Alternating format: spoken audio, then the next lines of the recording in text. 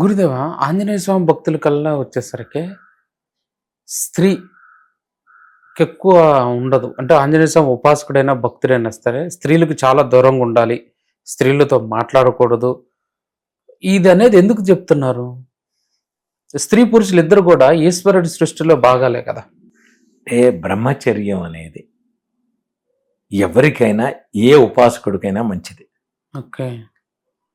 So Anjaneya స్వామి అస్కలిత బ్రహ్మచారి కాబట్టి బ్రహ్మచర్యాన్ని కానీ అయ్యప్పకి కానీ అది ఇప్పుడు నేను మళ్ళాకి వస్తే మళ్ళా అయ్యప్ప భక్తులంతా ఫీల్ అవుతారు. కానీ సాయంత్రం అయ్యేప్పటికీ వీడు అయ్యప్ప మహాపడి పూజ అంటారు. ఈ మహాపడి పూజలు ఏమిటో అర్థం కాదు.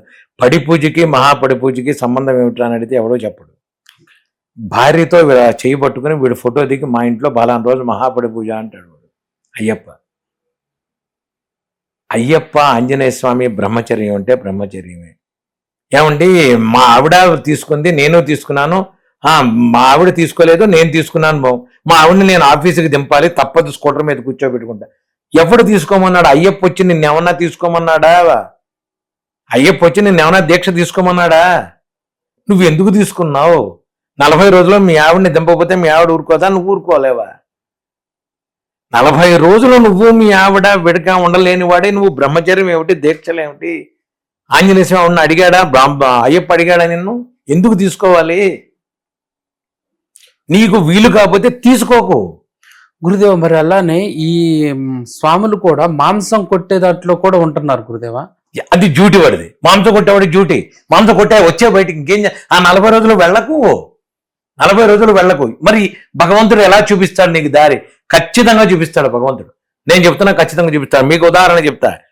మౌలాలిలో నేను ఉన్నప్పుడు ఆంజనేయ స్వామి గుడి, మౌలాలి కిల్లా, హనుమాన్ పేట అన్నం ఇక్కడేదో ఉంది గుడి. అక్కడ గుడి మీద నాకు తెలియదు, నేను దీక్ష తీసేసుకున్నాను 41 రోజులు. ఓకే. వర్షం వస్తుంది, చలేస్తుంది, నేను అలా ప్రదక్షిణాలే అనుకున్నా. నేను ప్రదక్షిణాలు చేసేసాను. హనుమాన్ చాలీసా చదువుకునేవాడిని. 21 ప్రదక్షిణాలు చేసి హనుమాన్ చాలీసా చదివి ఇంటికి వచ్చేవాడిని. 37 రోజులు అయిన తర్వాత నేను మా ఇంటి నుంచి గుడికి వెళ్లే దారిలో ఒక ఆయన పిలిచి ఇట్లా మాట అన్నాడు. చెప్పండి అన్న.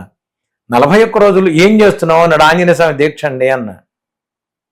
మరి ఆంజనేయ స్వామి దీక్ష అయితే 41 రోజుల తర్వాత 108 సార్లు పారాయణ చేసి అందరికీ పెట్టాలి కదా, భోజనం పెట్టాలి కదా, నువ్వు మరి ఏం పెడతావు అన్నాడు. నాకు తినడానికే లేదు, నేనేం పెడతానండి? చేస్తున్నది ఎవరికి? ఆంజనేయ స్వామి కదా, ఆయన చూసుకుంటాడు, నాకెందుకు? చేసేది నేను, చేయించుకునేది ఆయన, అవసరం అయింది, నాకేం సంబంధం? చేసుకుంటాడు లేండి, వదిలేండి అన్న. ఆయన ఆశీర్వాడు, ఇదేమిటి వీడు ఎలా మాట్లాడుతున్నాడు అని నేను ఆయనకి చెప్పేసి వచ్చేసా. 38 అయింది, 39 అయింది, 40 రోజు ఇట్లా అన్నాడు ఆయన. మళ్ళీ ఆయనే చెప్పండి అన్న. ఇప్పుడు 108 సార్లు రేపు ఎక్కడ చేస్తున్నావు అన్నాడు. గుడిలో కూర్చొని చేస్తానండి, నా దగ్గర ఏం లేదు డబ్బులు, నా తిండికే టికాణా లేకుండా నేను 108 సార్లు ఎక్కడ చేస్తా లేదండి అన్న. రేపు మా ఇంట్లో చేస్తావా హనుమాన్ చాలీసా అన్నాడు. గుడిలో చేసేది మీ ఇంట్లో చేస్తాను.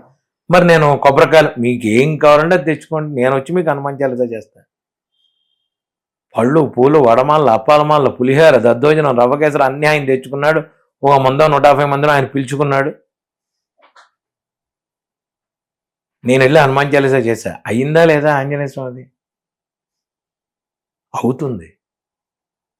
మీకు నమ్మకం లేదు. భగవంతుడితో మనకున్న వ్యవహారానికి పరిపూర్ణ శరణాగతి లేకపోతే భగవంతుడు నిన్ను చూడడు.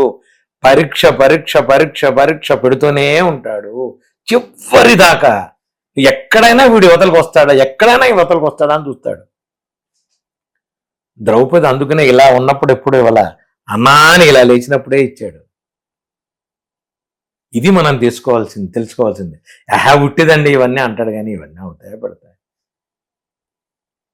నీకు అంతేనా భక్తి? నువ్వు అంతేనా భగవంతుడితో మాట్లాడింది? ఇంటరాక్షన్ విత్ గాడ్ అదేనా నీకు? అది కాదే. భగవంతుడు ఉన్నాడు. మీ నాన్నగారు ఉన్నారని ఎంత నిజమో భగవంతుడు ఉన్నాడని అంతే నిజం కదా. ఈ నిజాన్ని నువ్వు ఎందుకు నమ్మలేకపోతున్నావు? మరి అరగంట నువ్వు నీ పూజా మందిరం ఎందుకు కట్టావు? రోజు ఎందుకు పూజ చేస్తున్నావు? అంటే అరగంట నువ్వు పూజలోనే భగవంతుడు కనబడతాడా? ప్రసాదం తిని ఆయన ఎక్కడికి వెళ్ళిపోతాడు? ఎక్కడికి వెళ్ళడు భగవంతుడు.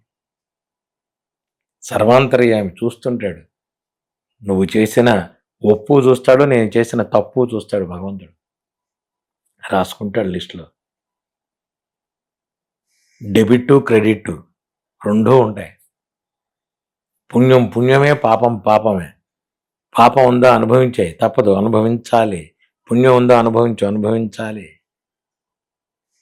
ఏమండి పుణ్యం చేశాను కాబట్టి పాపాన్ని తగ్గించండి. No no. డబ్బులు తీసుకున్నప్పుడు ఎంత బాగుందో ఇది పాపం చేసినప్పుడు కూడా అంతే ఉంటుంది.